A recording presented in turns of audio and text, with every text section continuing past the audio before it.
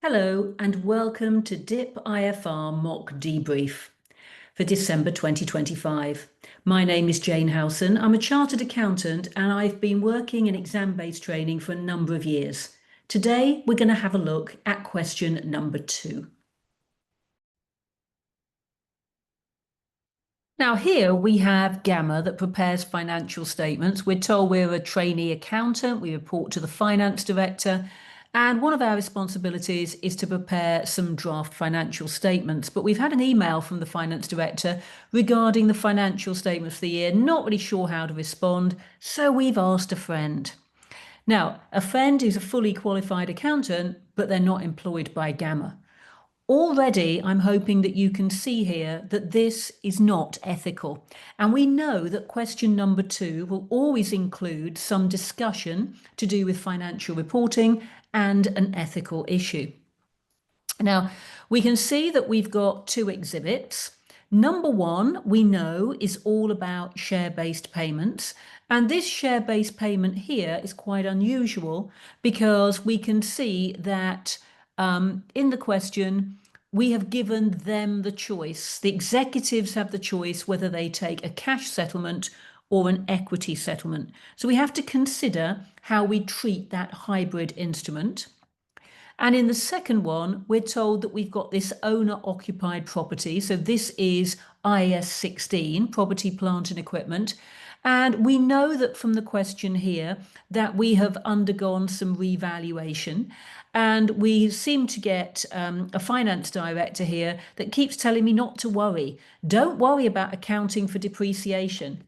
You've got to account for depreciation. And then down here it says you don't need to worry about any of the tax. Well, maybe we don't need to worry about the tax, but we do need to think about deferred tax. So there's a few issues in there. Now, what we'll also find is that in the opening email, which I've copied onto here already, it says it's very important that the upcoming set of financial results show a favourable financial performance and position. This is telling me that my finance director is trying to make my accounts look better. If the results are good, potentially there are big bonuses. There's a self-interest threat here, which is going to threaten my objectivity and potentially my integrity. And then it says there are a couple of complex transactions which you're unsure how to deal with. They're set out in 2 emails, and I've also included the way which I'd like you to deal with them. We have to deal with them correctly, otherwise we are lacking professional competence and due care. So we can already see what the ethical implications are. Now, down here in the requirements, we've got to go through the financial reporting for exhibits 2 and 3. We noticed the marks were evenly spread. And then separately, we're going to talk about the ethics down here. Now, you don't have to use a spreadsheet if you don't want to, and you may find that the numbers are small enough that you don't need to. So I'm going to work here in the word processor to start with. I'm just going to get rid of, I should keep that actually, because I know that I'm going to come back to that when it comes to the ethics a little bit later on. So what I'm going to start off by doing here is looking at attachment number 1. So I'm just going to put that right down the bottom because I want to talk about the ethics with that one. So attachment number 1, and we know that attachment number 1 is all about these share options. So what I need to do to start my question is a little bit of background about what the share-based payment is going to include, and I need to think about how it's going to be dealt with. And then what I have to do is to come up with some numbers. Now, this is actually quite a techie area, so they're going to be quite generous with the marks here. But I am going to start by noting that we start with 10 executives. So we've got these 12,000 figures up here. I'm just going to, if I can move this over here a little bit. Start again. Let's try and open that up. There we go. So if I can make that a little bit smaller, so I can move this to one side. There we go. And then hopefully I can move this over here. That's a little bit better. So what we can do here, we're told about these executives. So I'm going to start first of all by setting out that IFRS 2 is on share-based payments.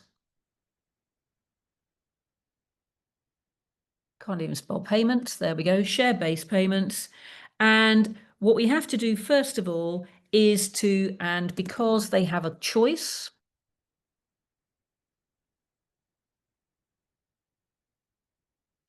executives have a choice of settlement. This is a hybrid instrument. And we will apply split accounting. So in other words, we're going to show a cash element, which is a liability, and an equity element, which is going to go into other components of equity. So I started first of all by giving my description. Then what I want to do is to talk about how the different elements are valued. So I'm going to start first of all by looking at the equity settled element. And the fair value of the equity settled proportion is first of all going to be calculated at the grant date based on the value at the grant date and deducting any fair value of the cash alternative. So at the grant date and deduct basically the fair value of the cash alternative. So that's going to be the first thing. Now, the reason that we're doing this, actually, I should have mentioned up here. Oh, no, I have mentioned it's because the executives have the choice. That's fine. So let's have a look at the fair value of the equity part, first of all. Now, you can do this in a spreadsheet if you want to. I sometimes find when the calculations are quite simple, it's easier just to do it in the word processor. So the fair value is going to be calculated as 12,000. Here we can see that each of our 10 executives are going to have 12,000, but we only think that 9 of them, because it says 10 of these will vest, and then it says 1 of these is likely to retire in the next couple of years, but the other 9 are likely to be employed until the end of the period. So we've got 9 executives, and we're going to multiply this by the fair value at the grant date. Now, we're told in the question somewhere in here that the shares will be issued 12,000. The market price is $10 a share. This has increased to 12 by March. Finance tells me the share alternative was 9 at the beginning of this. So there's the 9 at the grant date going in there. And when we work this out, I think that that comes to 12,000 times by 9 times by 9 is going to give me 972,000. If I then look at the cash alternative, I can see that that is going to be valued at, where are we? We've got down here 10,000 times by, we got 10, they turn these, we've got 10,000 shares. Those are going to be valued on the 1st of April here at the $10. And we also know that we've got 9 executives in there. So when we look at these sums here, that's going to come to 900. So therefore, the equity element is the difference, and that's going to be 72,000. So that's the first thing. Now, that has to be recorded. Remuneration expense in the statement of profit or loss. Probably going to come under operating expenses. And this has to be spread over the 3-year vesting period. So this is going to be 72,000 divided by 3 is going to give me 24,000 a year. So that's going to go to my statement of profit or loss. Now, the corresponding entry is a credit to equity. Now, you could have shown this as a journal, as long as you've explained what's going on. If we then look at the liability element, This needs to be recognised over the vesting period as well, but it needs to be based on the liability at the year end. So the liability, that's the cash element, is calculated at the year end. So that's going to be the, where are we, the 31st of March. And that's going to be the 31st of March 20x5. And that's going to be based on, again, we've just got to go through a very similar principle. 9, now we know that there are 9 executives times by 10,000 options. And we know that the value at the year end has then gone up to 12. And this 12 then needs to be split over a 3-year period. So we're going to put that in as 12. And we're going to divide that by the 3 years. Now, what this is going to do is give us a value of 360,000 to be recorded as remuneration expense in the statement of profit or loss. So this is going to be added to the 72,000, sorry, the 24,000 that we have up here. This will give us a total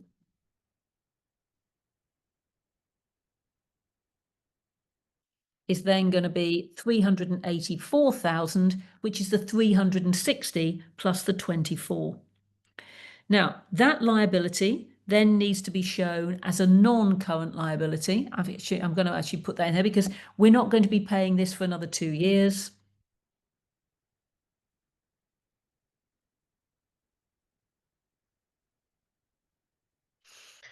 So I've explained what the value is, where it goes in the statement of financial position. Now, there's not really a lot else we can talk about in here. The boss has said, don't worry about this detail. We've given them the choice. The executives are almost certain to take up the shares. All we need to do is to recognise the share issue when it happens. What this manager is trying to do is not put that expense through the statement of profit or loss to make the profits look bigger. And that is not good news. Now, quick check to make sure that that is worth 10 marks. I think down here, the fact that we've explained what IFRS 2 says, and we've come up with some calculations, we've told the examiner where the numbers go, I think that's perfect. So the next one is looking at attachment number 2. Now, what does attachment number 2 say? I'm just going to move this back over here a little bit. Let's close that down, it's probably easier. So attachment number 2 says we've got this owner-occupied property, not used revaluation before. It's always gone in the books at 20 million. We now want to record it in the books at the 30 million, which is partly to do with land and partly buildings. Quite important to split that, remember, because land is not depreciated, but the buildings are. And then it says that the profit on revaluation will improve our reported profit before taxes. Oh, no, it won't, because this has to go to a revaluation surplus. It needs to go into other comprehensive income. Again, our naughty little director is trying to boost his profits for the year. And it says that we've got a 20-year useful life. That's useful depreciation. But he's saying, don't put the depreciation expense through. Don't need that. Yes, we do have to depreciate, except for land. Then he's telling us to ignore the deferred tax. Again, more naughtiness there. And what we have to do is to demonstrate how the deferred tax is going to be calculated. So I think we've got several things here. I'm going to start first of all by talking about, actually, let me have that open again. That might be a good idea. If we can move that over slightly, that might be good. Let's make it a little bit smaller. We can move that over. Ooh, made it so small. I'm not going to be able to see it. I'm sure we can work out the numbers from before. Sometimes it moves. There we go. Sometimes it doesn't. And then we'll have a look at the word processor here. So I'm just going to open up with this one. I'm going to start off with IAS 16 on the PPE revaluations. And I also need to mention IAS 12 on the deferred tax. So those are the 2 key issues I want to cover. Let's start with the revaluations. You can revalue, that's absolutely fine. Where there is a revaluation surplus, this should be recorded in the revaluation surplus account in equity. So it's going to be part of, basically, it's like a reserve. That's absolutely fine. And we're also going to put it in other comprehensive income. So that's going to go in there. So we've explained what IAS 16 says. Let's explain what the surplus is. There is already a surplus of, and if we look over here, move that over there a little bit, I think we can see here the property was previously recognised carrying amount of 20 million, 10 million for the land, 10 million for the buildings. So actually we haven't revalued it before, have we? There is a surplus needed, I should say. There is a surplus of, we've got 30 million for the new valuation, 20 million for the old valuation. So we need 10 million going in there. Very kindly already calculated that for me. So we've got 10 million going in there. And that's got to go in other comprehensive income. If I just put OCI after that, then I don't have to keep writing OCI out, do I? There we go. So that's going to go into OCI. And then I will need to depreciate it over its useful life of 20 years. Except the land, because that is not depreciated. So generally I put a principal in there. Let me work out what that depreciation is. You can see that we're saying that the new value of 30 over here is 12 for the land, and we've got 18 for the building. And down here, we've got a 20-year useful life. So let's calculate that because we've got the numbers to do it. 18 million over 20 years is then going to give us a figure of 0.9 million a year. This is an expense. Again, I'm telling the examiner where this goes in the statement of profit or loss, and it reduces the carrying amount of the PPE. So that PPE is now going to have a value of 30 million minus 0.9 million, which is going to give, not sure why that's suddenly come out in feet there. Anyway, 0.9 million. So that's then going to give me a figure of 29.1 million is the carrying amount as a non-current asset. So not only am I explaining what the value is, I'm telling the examiner where it goes.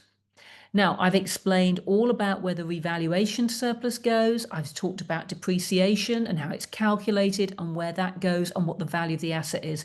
Not written very much, but there's a load of detail in there that should be picking up lots of halves and 1 marks. Now, deferred tax says we must show a deferred tax liability if the carrying value is greater than the tax base. Now, we're told in the question down here that we've got a tax base of nil because we must have been given some very generous capital allowances before. So therefore, we can work out what this needs to be. So based on our numbers, the carrying amount is going to be for the property. I think that when we talk down here, it says the department that the tax base of the property is nil because the property qualified for favourable allowances. You don't need to worry about any of this though. I'm not sure I quite agree with that. So for the property, we've got to have a look at what it was before valuation and what it is after. So the carrying amount of the property after the valuation, and I'm going to have a look here. I'm not going to necessarily take the, well, I do need to actually take the depreciation into account, don't I? So I've got the 29.1 million in there, carrying amount is 1 million, and the tax base is nil. So that means that we've got a value here that needs to be calculated. So we've got a difference of 29.1 million times by 25% is then going to give us the carrying amount. What do we get? 0.25 times by 29.1. That's going to give us 7.7, no, it's not, 275. There we are. 7.275 million is going to be the closing value. That is the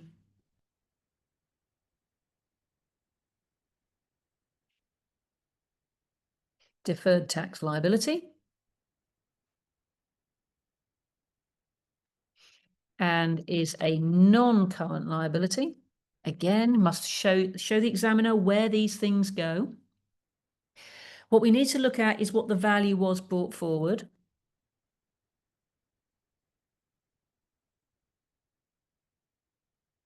Should have been the 20 million less the tax base of nil. So that would have been the 20 million that we had as the value for the buildings, times by 25% is going to give us not 0.25, that is going to give us 5 million as a figure for the opening balance. And immediately after revaluation, this was 30 million minus nil times by 25%, which is then going to be 7.5 million. Now, the reason I need that is that this increase due to the valuation needs to go to other comprehensive income.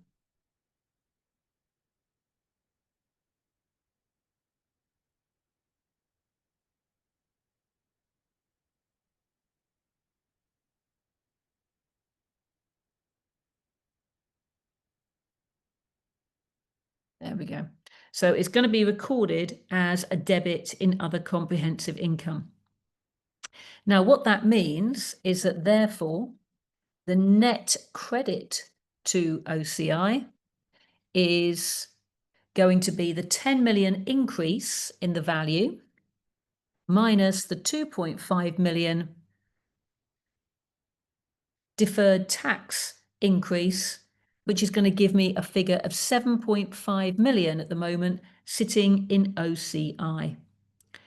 Now, obviously, we've then got the, as we mentioned up here, we've got the new balance on deferred tax, and the difference between the 7.5 and the 7.275 is going to be an income tax expense.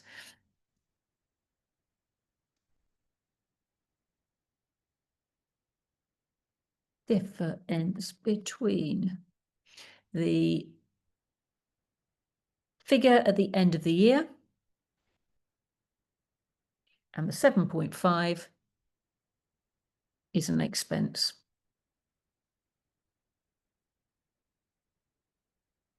There we go. So that's going to go to the statement of P&L. I should put some M's in here, really, shouldn't I? Because these are pretty big numbers. They're talking about millions. Now, again, quite a tricky thing here, actually. It's quite a lot to do. I think the revaluation, relatively straightforward. It's actually working out this deferred tax. So remember, any deferred tax that just relates to things like depreciation generally is going to go to the P&L. Anything that's relating to uplifts of revaluation is going to go to OCI. Again, notice how we've calculated, we've put the rule in, we've calculated, so we've applied, and we told the examiner where the numbers go. Now, the last part of the question is looking at this ethics. And I did highlight down here what was in that email a little bit earlier on, because I thought there were some quite useful little bits in here to deal with the ethics. Now, the examiner has always said that up to 5 marks are available for ethics. And in this particular question, we can see that the ethics marks are indeed 5 marks. Let me move that over there and close it for a moment. So in here, we can see that in the requirement, it says that we've got to explain 3 ethical issues. Now, if you were asked to answer any more than 3, they're not necessarily going to give you any marks for anything other than the first 3. So what I need to think about is what have we got down here as ethical issues. Now, I think the key point to start with here is it says that there's some big bonuses available for all staff. So I think the first thing that we're going to mention is there's a self-interest threat because of the bonus, and this will affect the objectivity. Remember, objectivity is all about bias of my decisions. So that is going to be one point. Another point I think we want to mention down here, it says there's some complex transactions. Now, complex transactions suggest that I need to make sure that I am professionally competent here. So I think the next one is to talk about a risk that my professional competence and due care, make sure you get the full name right here, is going to be compromised if I am not sure how to account for transactions. It's the first thing. And then I think the other thing that we might also want to mention down here is it says they, and it may be also integrity if accounting for transactions incorrectly.